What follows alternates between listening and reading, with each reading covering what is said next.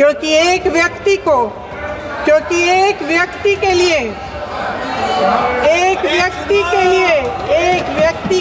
सब कुछ बदला जा रहा है।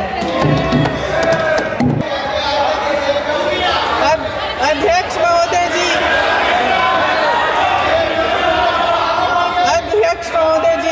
ये जाति जनगणना इसलिए जरूरी है ताकि हमें पता चले कि किसकी क्या स्थिति है और नीतियां उस हिसाब से बने।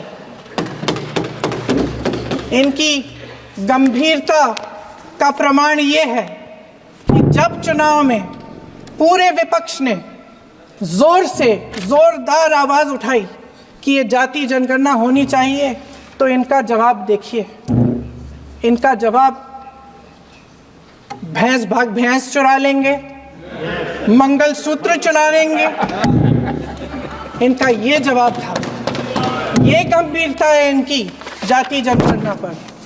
महोदय, हमारे संविधान ने आर्थिक न्याय की नींव डाली, किसानों, गरीबों और को जमीन बांटी, भूमि सुधार किया, जिसका नाम लेने से कभी कभी आप झिझकते हैं और कभी कभी उनका नाम धड़ाधड़ इस्तेमाल किया जाता है अपने आप को बचाने के लिए।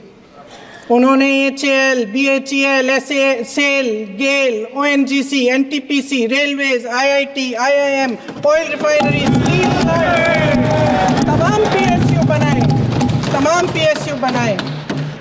अध्यक्ष महोदय, उनका नाम पुस्तकों से मिटाया जा सकता है, उनका नाम भाषणों से मिटाया जा सकता है, लेकिन जो उनकी भूमिका रही इस देश की आज़ादी के लिए और इस देश के निर्माण के लिए, वो इस देश में से कभी मिटाया नहीं जा सकता।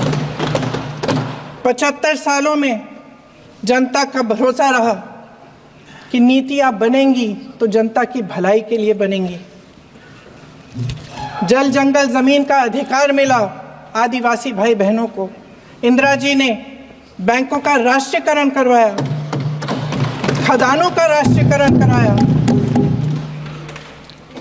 कांग्रेस और यूपीए की सरकारों में शिक्षा का, भोजन का अधिकार मिला। 75 सालों में जनता का भरोसा मिला।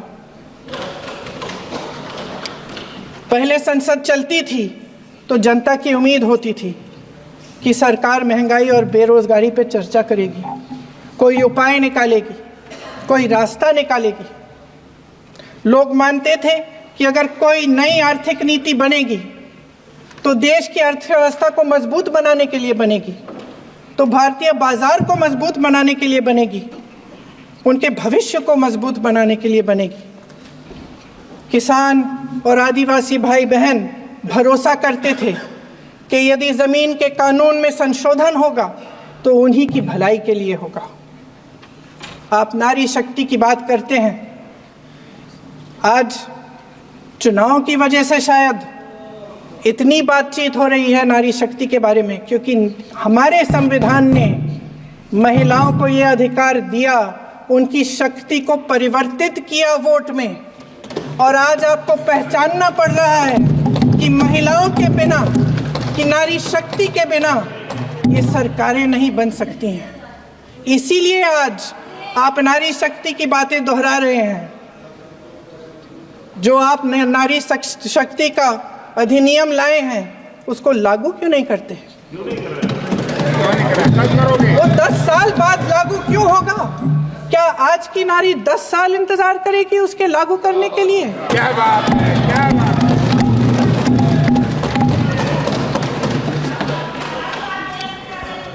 आज संसद में बैठे हुए सत्ता पक्ष के मेरे साथी ज्यादा से ज्यादा अतीत की बातें करते हैं। 1921 में क्या हुआ, कब हुआ, नेहरू जी ने क्या किया। अरे वर्तमान की बात करिए, देश को बताइए आप क्या कर रहे हैं, आपकी जिम्मेदारी क्या है? कि सारी जिम्मेदारी जवाहरलाल नेहरू की है। अध्यक्ष महोदय जी, ये सरकार आर्थिक न्याय का सुरक्षा कवच तोड़ रही है। आज संसद में बैठी ये सरकार बेरोजगारी और महंगाई से जूझ रही हमारी जनता को क्या राहत दे रही है। कृषि के कानून भी बड़े बड़े उद्योगपतियों के लिए बन रहे हैं। सही एमएसपी को छोड़िए, डीएपी तक नहीं मिल रहा है।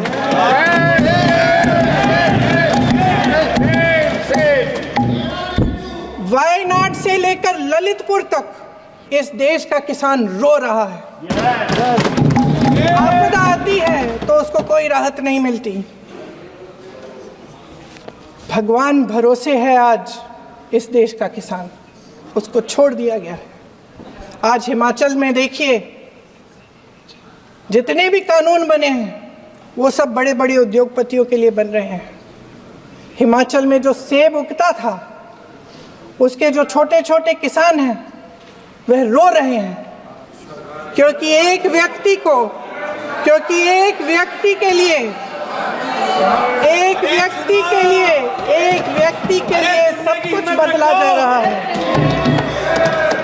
सुनने की हिम्मत रखो। मैं अध्यक्ष महोदय जी, अध्यक्ष महोदय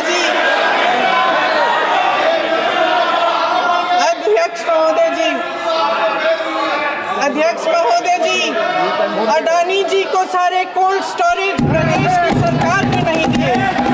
अडानी जी को सारे कोल्ड स्टोरेज आपकी सरकार ने दिए हैं। देश देख रहा है, देश देख रहा है कि एक व्यक्ति को बचाने के लिए 142 करोड़ देश की जनता को नकारा जा रहा है। सारे बिजनेस, सारे संसाधन, सारी दौलत, सारे मौके एक ही व्यक्ति को सौंपे जा रहे हैं। सारे बंदरगाह, एयरपोर्ट्स, सड़कें, रेलवे का काम, कारखाने, खदाने, सरकारी कंपनियां सिर्फ एक व्यक्ति को दी जा रही है। जनता के मन में हमेशा ये विश्वास होता था कि अगर कुछ नहीं है तो संविधान हमारी सुरक्षा करेगा, मगर आज आम लोगों के बीच ये धारणा बनती चली जा रही है कि सरकार सिर्फ अडानी जी के मुनाफे के लिए चल रही है। देश में बहुत तेजी से गैर बराबरी बढ़ रही है। जो गरीब है वो और गरीब हो रहा है, जो अमीर है वो और अमीर हो रहा है। इस सरकार ने आर्थिक न्याय की भी सुरक्षा कवच तोड़ दिया है। राजनीतिक न्याय की जब बात होती है, मेरे सत्ता पक्ष के साथी आज खड़े हुए और तमाम गिनती करने लग गए कि ऐसा हुआ वैसा हुआ 1975 में जो हुआ, तो सीख लीजिए ना, आप भी सीख लीजिए। आप भी अपनी गलतियों के लिए माफी मांग लीजिए। आप भी बैलेट पे चुनाव कर लीजिए, आप भी बैलेट पे चुनाव कर लीजिए। दूध का दूध, पानी का पानी हो जाएगा। आप राजनीतिक न्याय की बात करते हैं, सरकारों को पैसों के बल पर गिरा देते हैं।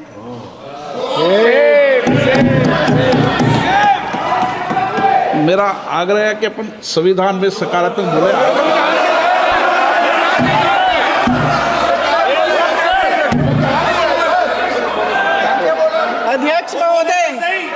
अध्यक्ष महोदय, सत्ता पक्ष के हमारे साथी ने एक उदाहरण दिया उत्तर प्रदेश की सरकार का, तो मैं भी एक उदाहरण दे देती हूँ महाराष्ट्र की सरकार का।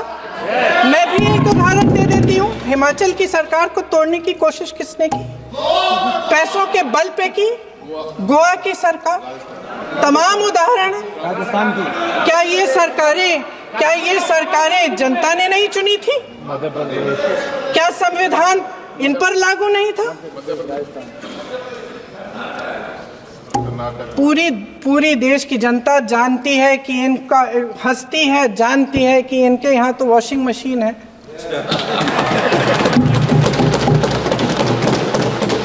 तो यहाँ से वहाँ जाता है वो धुल जाता है। दाग, उस तरफ स्वच्छता। और मेरे कई ऐसे साथी हैं जो इस तरफ होते थे उस तरफ चले गए, मुझे दिख भी रहे हैं, वॉशिंग मशीन में शायद धुल गए हैं। अध्यक्ष महोदय,